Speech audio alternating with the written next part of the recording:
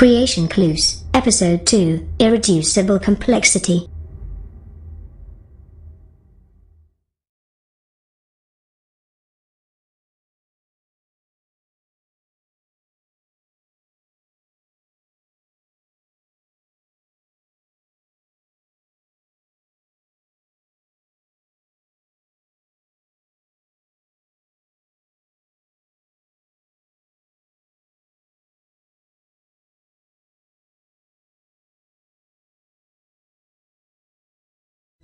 I remember the first time I looked in a biochemistry textbook and I saw a drawing of something called the bacterial flagellum with all of its parts in all of its glory. It had a propeller and a hook region and the drive shaft and the motor and so on. I looked at that and I said, that's an outboard motor. That's designed. That's no chance assemblage of parts. Behe's reaction was not surprising. For the molecular motors that drive bacteria through liquid each depend upon a system of intricately arranged mechanical parts.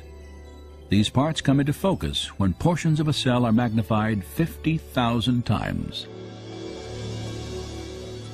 Biochemists have used electron micrographs like this one to identify the parts and three-dimensional structure of the flagellar motor.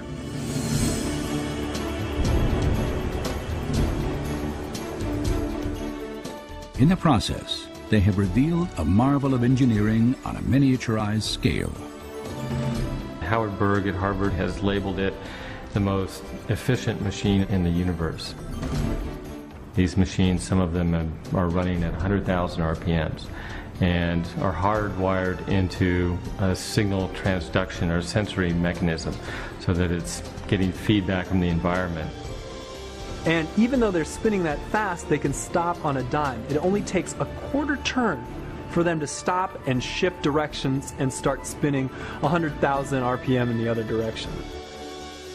And just like outboard motors on motorboats, it has a large number of parts which are necessary for the motor to work.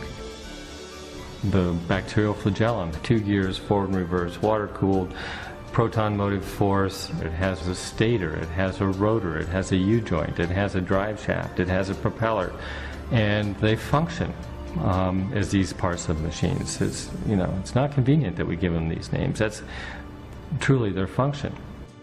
Since its discovery, scientists have tried to understand how a rotary motor could have arisen through natural selection. As yet, they have failed to offer any detailed Darwinian explanation. Darwinism was a lot more plausible when we were thinking about globs of protoplasm than it is when we're thinking about molecular machines. Scientists in Darwin's day were hopeful that the complexity of biology would resolve to simplicity once they found the basis of life. But we found out the exact opposite. And in the 20th century, we found out that the lower you go from whole animal to organ to tissues and cells, the more complex life becomes, and that the very basis of life, the cell, is just outrageously complex. And so the 19th century hope that life at the bottom would be a simple phenomenon is spectacularly wrong.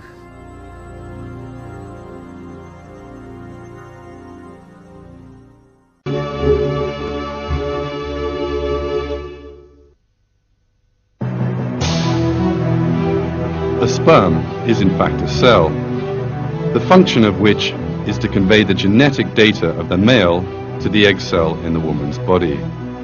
When it is examined closely, sperm looks just like a machine specially designed to carry this load. The front of the sperm is covered with armor. There is another layer of armor under the first, and under this second layer lies the cargo carried by the sperm. In this cargo are 23 chromosomes belonging to the male. All the information concerning the human body, right down to the finest detail, is carried inside the chromosomes. In order for a new human being to emerge, the 23 chromosomes in the sperm have to unite with the 23 chromosomes inside the mother's egg cell. In this way, the first foundations of a person's 46 chromosomes will be laid. The armor system at the head of the sperm will protect this valuable cargo from all danger right through its journey. But the design in sperm is not limited to this. There is a very powerful engine in the middle of the sperm. The end of the engine is connected to the tail of the sperm. The power produced by the engine turns the tail like a propeller and enables the sperm to move swiftly. Since there is an engine in the middle, it will need fuel to make it work. This need has been thought of, and the most productive fuel for the engine, fructose, has been placed in the liquid surrounding the sperm.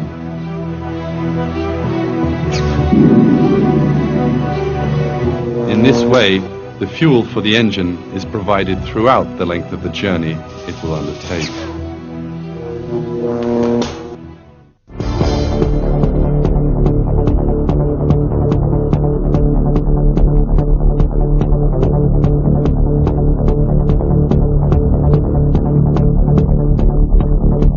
Thanks to this perfect design, the sperms head rapidly straight for the egg cell.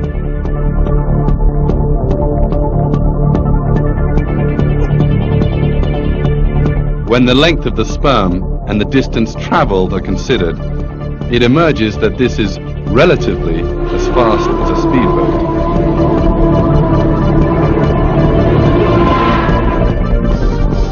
The production of these miraculous engines is carried out in a most expert manner.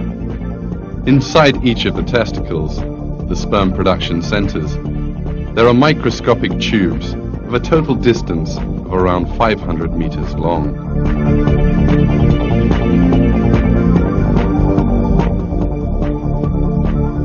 The production inside these tiny tubes works just like the conveyor belt assembly system inside a modern factory. The sperm's armor, engine, and tail parts are assembled onto one another in turn. What emerges as a result is a real wonder of engineering. We have to think a little in the face of this reality. How do these unconscious cells know how to prepare the sperms in the appropriate form, despite the fact that they know nothing about the mother's body?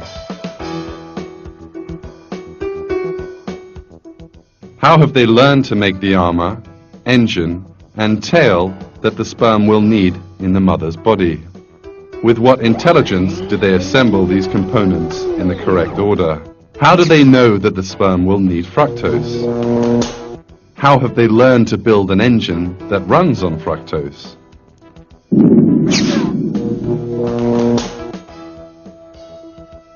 There is but one answer to all of these questions. The sperms and the seminal fluid that they are placed in were specifically created by God for the continuation of the human race.